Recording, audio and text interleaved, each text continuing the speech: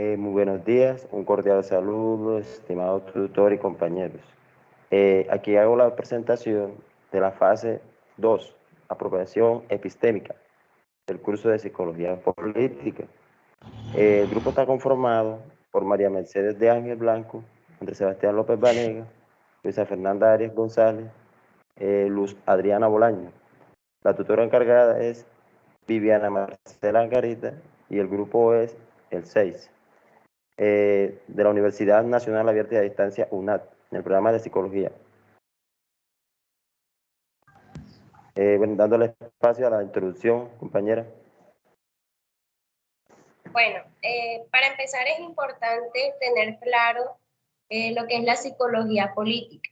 Es una interacción, según Cruz y Rodríguez, entre procesos psicológicos y fenómenos políticos, lo cual consiste en el estudio de las creencias, representaciones o sentido común que los ciudadanos tienen sobre la política y los comportamientos de estos que ya por acción u omisión traten de incidir o contribuyan al mantenimiento o cambio de una determinada de un determinado orden sociopolítico. Entonces daremos paso a responder el interrogante planteado. ¿Qué piensa usted puede aportar la psicología política a la construcción de una cultura política en Colombia? Hace muchos años, Colombia ha estado marcado por la violencia y los grupos armados de la ley. Estas acciones han generado diversos tipos de reacciones y mucha información, ya sea falsa o verdadera. Es en ese momento en el que entra la psicología política porque es capaz de mostrar los distintos enfoques que tiene la política colombiana, mostrando así la veracidad que tiene la información en los hechos y en las circunstancias. Es importante que los políticos se preparen no solo intelectualmente, sino también conductualmente. Aprendan a controlar sus emociones y estén preparados para enfrentar situaciones adversas en el campo. Se puede decir que también puede intervenir lo que es la disciplina, ya que tienen que mantener un cambio en los patrones de pensamiento, actitudes dentro del contexto político, a fin que todo esto se desenvuelva en los ideales políticos de un individuo y que tengan en cuenta cómo deben proceder acorde a cómo deberían actuar, dando sus percepciones y que éstas estén orientadas en la prioridad de sus intereses a sí mismos y los de la sociedad.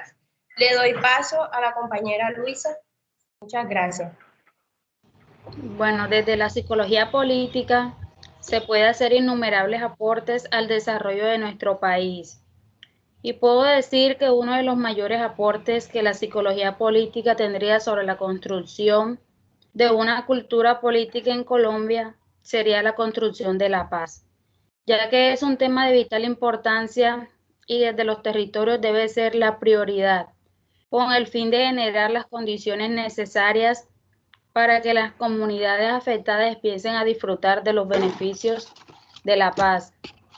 La psicología política aporta de manera directa y significativa en la construcción de la cultura política, porque los procesos de paz en el país habían fracasado y la exigencia de múltiples sectores sociales que nunca dejaron de luchar por una solución política y negociada.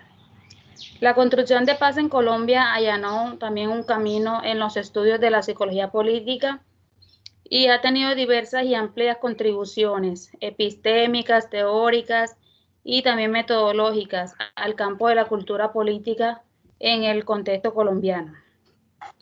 Doy paso al compañero, al compañero. Sí. Pues hablando con respecto a la pregunta, mediante la psicología política podemos decir que se busca un desarrollo en Colombia fomentando el uso adecuado dentro de una organización. O sea, para construir la paz en Colombia desde la psicología política. Los aprendizajes de los procesos de paz en el país que habían fracasado, ¿verdad? Y la exigencia múltiple de sectores sociales que nunca dejaron de luchar por una solución política y negociada. En el conflicto armado podemos decir, o sea, que se había convertido en una bitácora para las ciencias humanas. En Colombia una multitud de voces insistían en la búsqueda de la paz, pese a hacía años en los que la tragedia y la violencia no parecía tener fin. Como reflexión podemos decir que en torno a los procesos de construcción de la memoria y la justicia, posicionamiento político de las voces de niños y niñas y jóvenes en contexto de guerra, las subjetividades emergentes en los escenarios de confrontación armada, que apelaban a otras maneras de vivir inagotables, el esfuerzo de intelectuales por comprender las causas y otras maneras de vivir, y la dinámica del conflicto armado, así como las iniciativas no institucionales por horizontes conceptuales a partir de la cual fuera posible nombrar las experiencias que seguían surcando los caminos de la paz. Dándole espacio a la siguiente. Bueno, respecto a la pregunta, es necesario citar a Cruz y Rodríguez, quienes en 2015 afirmaron que la psicología política analiza los procesos y acontecimientos políticos desde una perspectiva disciplinaria propia, buscando la comprensión de la influencia de acciones tanto individuales como colectivas en el ámbito político. Es por ello que se puede afirmar que la psicología política puede influir positivamente a la cultura política en nuestro país, ya que esta no solo estudia la conducta o los factores que giran alrededor del escenario político, sino que además propone una serie de herramientas o líneas investigativas que ayudan a comprender estos comportamientos. Dichas herramientas son el individuo como actor político, los movimientos políticos, el líder político, las coaliciones o las estructuras políticas, las relaciones entre los grupos políticos, los procesos políticos y los estudios monográficos. Por lo anterior, pienso que en países como Colombia es sumamente importante tener en cuenta estos procesos, ya que como es un país que ha tenido una guerra interna durante años que ha dejado muchísimos muertos y víctimas, se hace necesario implementar las políticas a nivel individual y colectivo, es decir, la psicología nos brinda herramientas para que empecemos a mejorar tanto individual como colectivamente y cambiar ciertos aspectos de nuestra cotidianidad que pueden estar afectando a otros, para así poco a poco desde nuestras proximidades se haga más fácil la realidad que están viviendo otros. Por ejemplo, fomentando las políticas de convivencia en comunidad y ya en lo colectivo impulsando lo que es la concientización política acerca de lo que es el fenómeno electoral, que al final termina influyendo en el bienestar de todos. Pasando a lo que serían las conclusiones, tenemos acá 3 citas.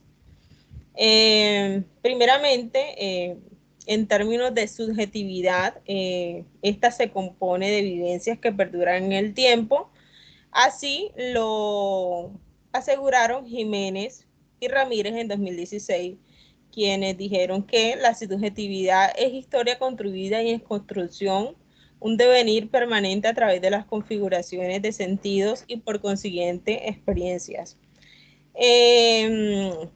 Por eso el sujeto político es el resultado de las interacciones derivadas en relación al contexto de su cotidianidad. Aquí Herrera, en 2019, afirmó que el sujeto político es un conjunto de variables del enunciado derivadas del lenguaje cuya subjetividad opera desde un orden discursivo y desde las posibilidades verdades de su realidad social.